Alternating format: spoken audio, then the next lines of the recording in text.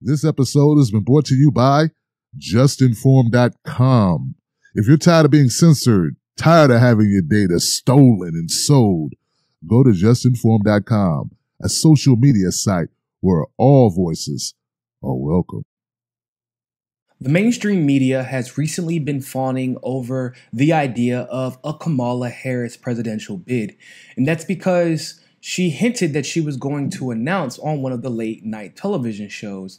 And I can't say that any of us are surprised because the moment that they labeled her as a Democratic rising star, when no one knew who she was a big hint that they were going to try and push her, use the fact that she is a woman of color, use the fact that she is a woman, use the fact that she is quote unquote unknown and therefore not as easily attacked as Hillary Clinton, who had 2 or 3 decades worth of a corrupt resume, and try and push her onto us as if she is a progressive candidate. Now, Kamala Harris's Twitter as of late would have you believe that she is a progressive, right? Because she advocates for Medicare for all, although there's no history of her advocating for Medicare for all while she was an elected official in California. She passed a bill to ban lynching, even though hate crimes are already illegal. But whatever, it's fine. We'll go ahead and give that a little tick mark.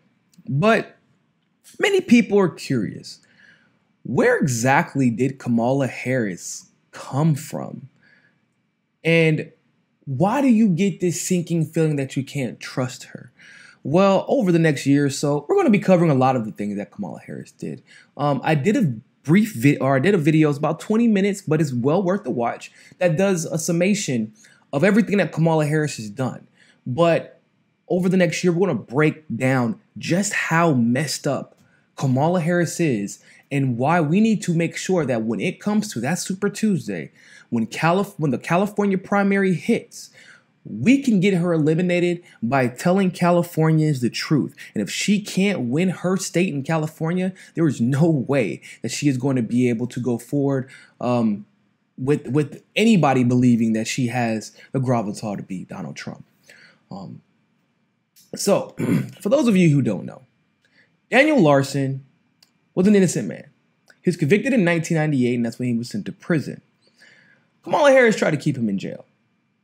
I want to read to you a piece from the California Innocence Project.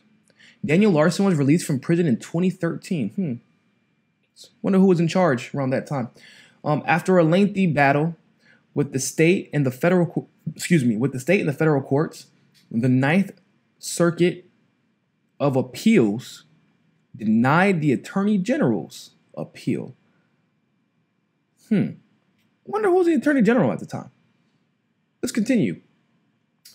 In March of 2013, in Los Angeles, federal magistrate Judge Suzanne Siegel ordered Danny's immediate release 14 years after his wrongful imprisonment for possession of a knife, and he finally became a free man.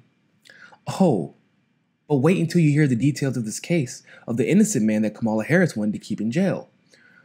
In 1999, Danny Larson was convicted of possession of a concealed weapon after 2 police officers testified that they saw him toss a knife under a nearby car in the parking lot of a bar. Unfortunately, Danny's now disbarred trial attorney failed to discover as many as 9 percipient witnesses, including a former chief of police from North Carolina who saw another man, not Danny, throw the knife under the car.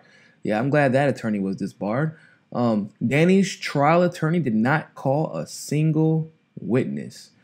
And as a result, Danny was convicted and sentenced to 27 years to life pursuant to California's 3-strike laws. Gotta love those 3-strike laws. Danny had prior convictions that occurred nearly a decade earlier.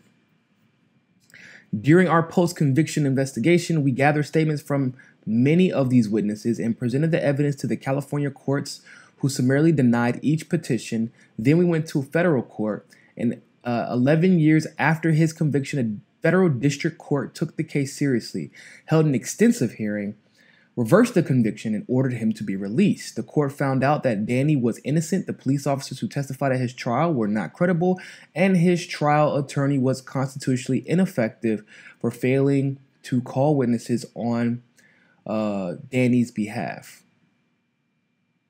Before Mr. Larson was released, the Attorney General appealed the judge's ruling. The Attorney General at the time was Kamala Harris. So you heard all the details of this case. Another cop, even another cop said, that's not the guy who had the knife. Someone else had it. Even with 9 witnesses saying, hey, this guy didn't do it. Even with cops not being credible, instead of bowing out and doing the right thing, Kamala Harris instead decided to drag the case on even longer, keeping him in jail for a couple of more years. 3, actually.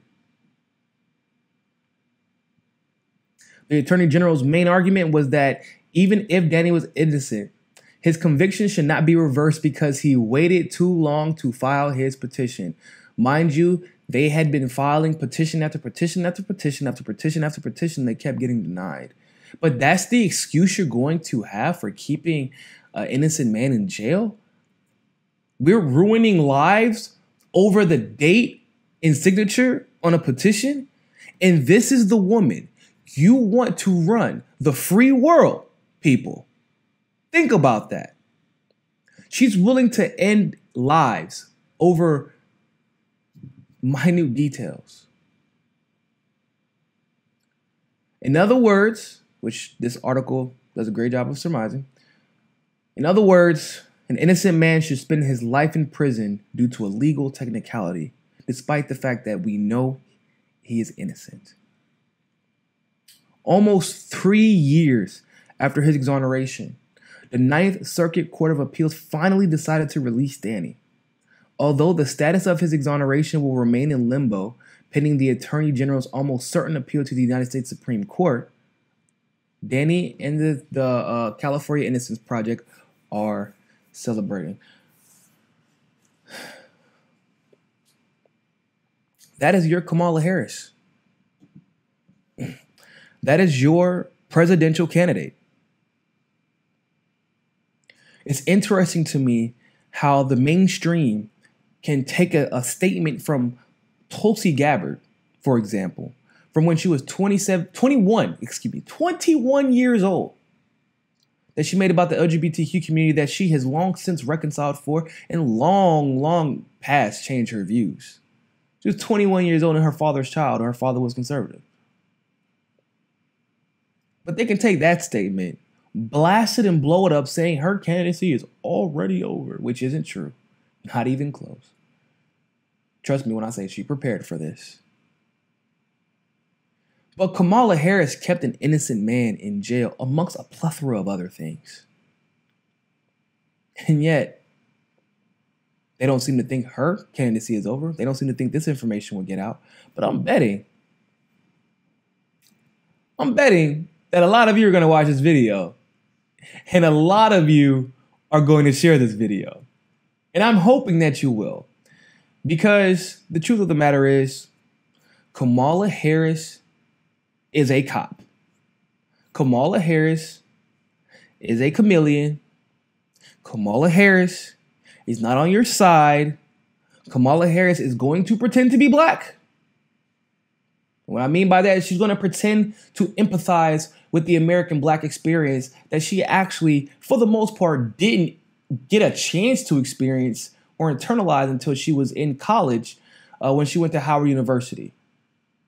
Because she was raised in Canada, moved there about 2 or 3 years old. And it shows via her policy advocacy. It shows via her love affair with the prison industrial complex. How could you possibly empathize with the black experience and have such an affair with the military industrial complex, or the prison, well, both really, but the prison industrial complex specifically? How could you be a prosecutor on the highest level and keep innocent men in jail due to that racist 3-strike rule, even though Daniel Larson isn't black? I want to be very clear about that. He isn't black, but the rule still was meant to keep black people in jail. We know this now. Let's just make sure we tell the truth and say no to Kamala Harris. Thanks for watching that segment of Mi Casa es Su Casa. You can donate to our Patreon and keep helping the network grow by clicking on the link in the description below. And also, make sure you join us at JustNForm.com. And finally, make sure you subscribe to us on Roku and be part of the very first independent news network on Roku TV. But more than anything else, always remember, find your balance. Peace.